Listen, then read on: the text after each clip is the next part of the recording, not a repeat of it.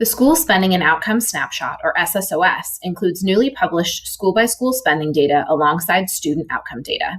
These displays do not account for all the context you and your school communities have, but they do bring data to start conversations that can improve schooling. You can select your state and district, and then there are several views to explore. Let's take a look at the data you might see and how you might respond.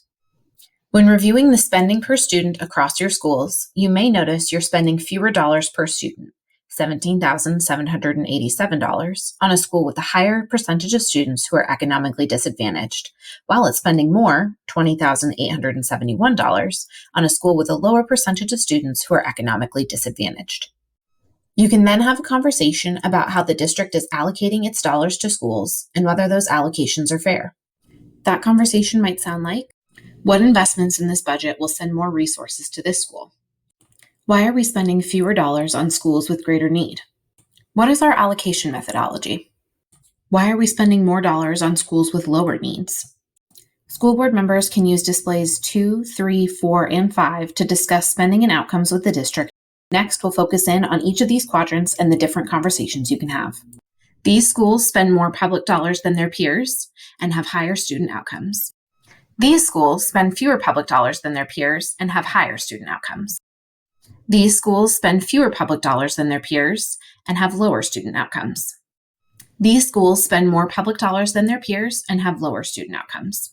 So how can you use this data?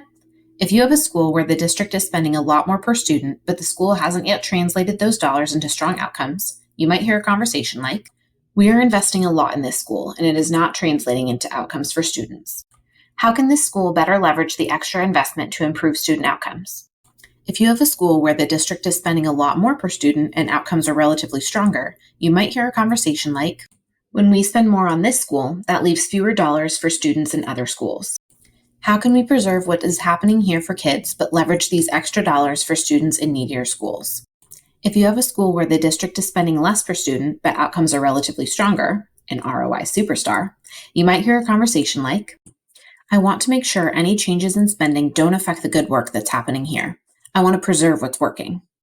What can our other schools learn from this school? If you have a school where the district is spending a lot less per student and outcomes are lower, you might hear this comment. Can we allocate more dollars to this higher need school to drive improvement? Using this tool, you can also compare your schools to peers across the state. Then you can have a conversation with the district about resource use and school management.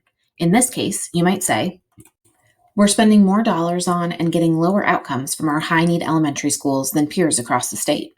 What investments are we making to improve outcomes for our students? What evidence do we have that it is working? Be sure to check out our other resources to help you explore and use the data to improve schooling.